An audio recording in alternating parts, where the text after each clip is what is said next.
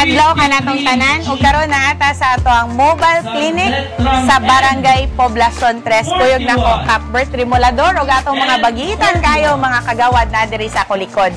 Ug atong mga serbisyo sa City Hall atog yung gipadagayday down to the grassroots level na agyuta sa barangay para sila makabil.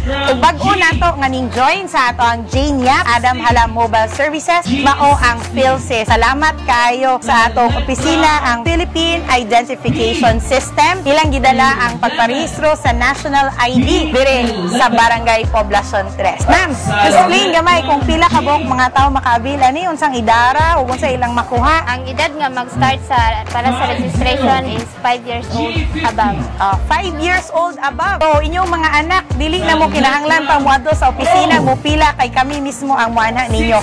Ug makuha na pud nila ang ilang national ID. So atong pasalamatan ang PhilSys, atong pasalamatan Barangay Poblacion 3. Salamat kayo. Karon na napunta sa atong legal services. Libre na po niya ninyong ma-avail sa atong mobile services.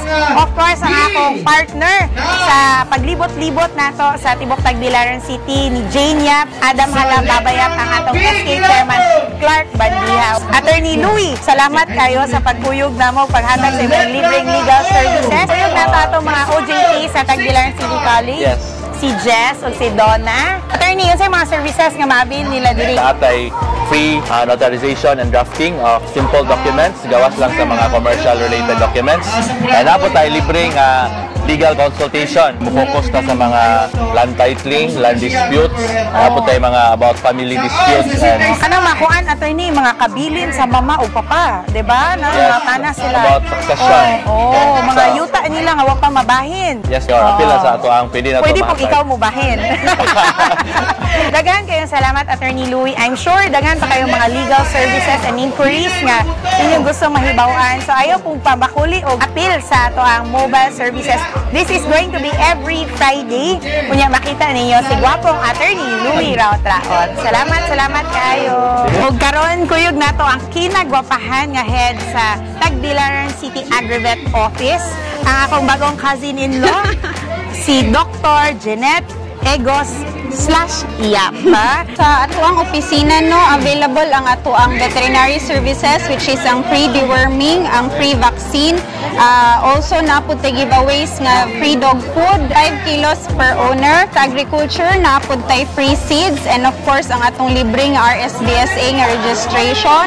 Apil pud na siya sa livestock ug of course pwede pud nato idala dire ang atuang libreng fishing permit. So arion lang ninyo sa station sa City Agrivet Services para makuha nito ning libreng reservisyo. Okay, wow! So, kato sa atong mga fisher folks, kung nang hinahanglan mo o fishing permit, makuha ra ninyo dire sa atong mobile services. Tanawa sa kagwapa ang atong doktora. So, si Tatay bitaw galibog ko gatanaw siyang iro or gatanaw ni Doc.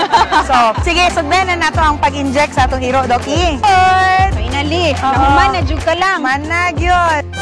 Ug karon kuyog nato si Kuya Red ug ang atong mga kaubang mga barbero dire sa Tagbilaran City nang hatag tag libreng tupi unya na apoy color sa atong mga senior citizens. Of course kani siya ma-avail sa atong mga fellow Tagbilaranons every Friday sa Jane Yap Adam Hala Mobile Services. Salamat kayo. Ug karon na napunta sa ato ang libreng health check-up. Part gihapon ni sa ato ang mobile services sa Tagbilaran City. Kuyog nako si Doc Bry atong mga doctors so atong mga nurses na dire sa kilid, mga volunteers pod sa City Health Office na atay libreng mga tambal ipanghatag na po'y check up sila Doc. Mungutana ta nila Doc unsay mga gipang check up diri. Karon among nabantayan karon usual kanang hypertension, kanang taas ang blood pressure, sa kasagaran pod karon tungod sa panahon ang ubo sipon na gina uban pod na ilang mga resita sa ilang maintenance sa diabetes. So unsay mga advice nimo or mga tips Doc para healthy ang lawas nato? Yeah, una sa tanan yun, check up ta para ma-regularly monitor ato ang mga blood pressure. Liwat kay nimo. Buyag. Di gyud ikalimod imong anak. Walay na pa yan. Salamat kayo. Condolence. So while waiting, nagpa-check up sila, uba nagpa-injection sa ilang iro or nagpaibot o ngipon, na po tayo libreng hot meals dire sa atong mobile services. And of course, ang atong partner, ang Diwa, ang akong pinangga kayo, ang Mama Pinky. Salamat kayo. Of course, the Blanco family. Salamat jud sa inyong suporta, and the Villar family, mga kumpare nako, San Mark, District M. Salamat, and silawan na to ang ilahang lami kayong champurado. Init bagyo kayo. Init. Ang champurado. Salamat kayo, Diwa. Karon na tasulod sa atong dental bus sa Tagbilaran City.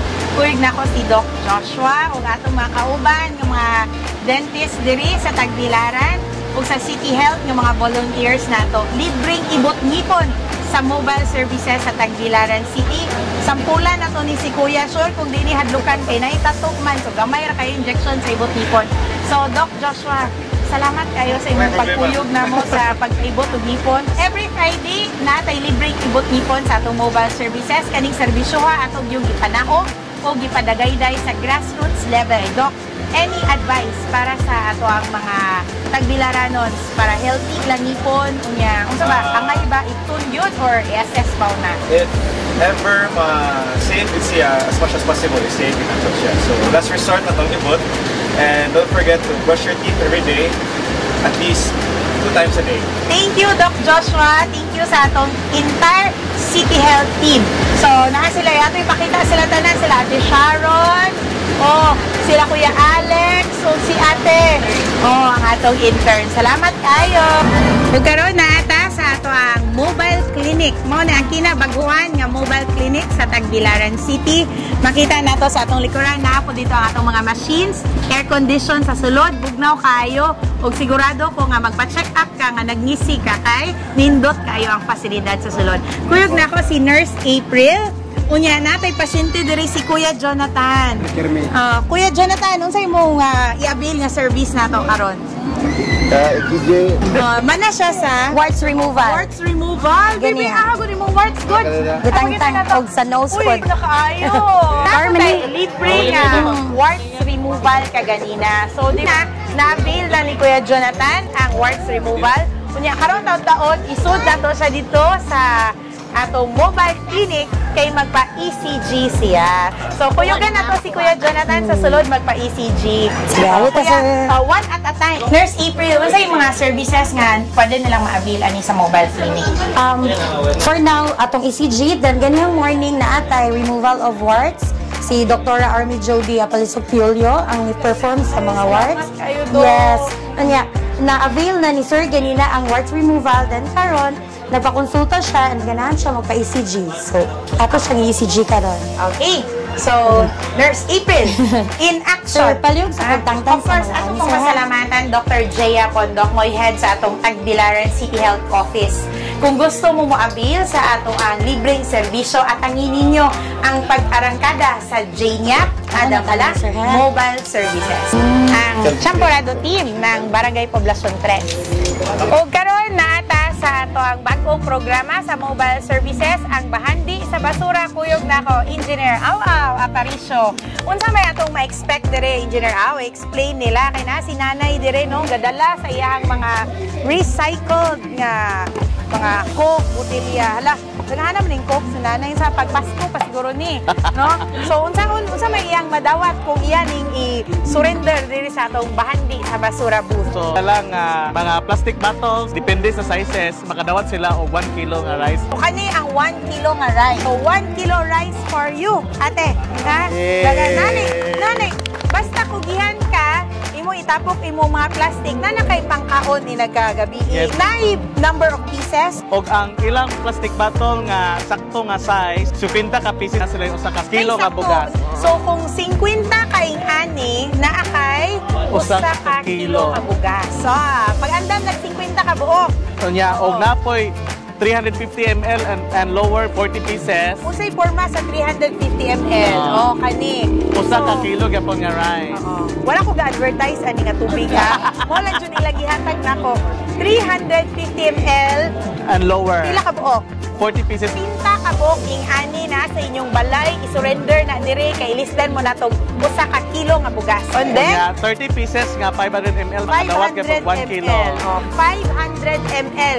30 ka buok ing ani usa ka kilong bugas. 20 pesos 1.5 nga Okay. liter. So 20 ka buok ing ani 1 kilo of rice gihapon. Kunya katong ngani nga dagko 7 liters na ba 10 pieces lang ana 1 kilo of rice. 10 pieces lang ingani na ko ingani dagan sa balay, no? Ako hatag dayto nimo kay libre na akong bugas. No. Na mo mga ingani na puro ka buok ilisda nato og 1 kilo of rice. Ani inyo mga gidonate nga plastic bottles adto po nimo dong sa atong Cabo office. So ilan ning tangtangon dire nya magtanom ta og mga utanon ug uban pang mga para nga healthy ang atong community. So salamat kaayo.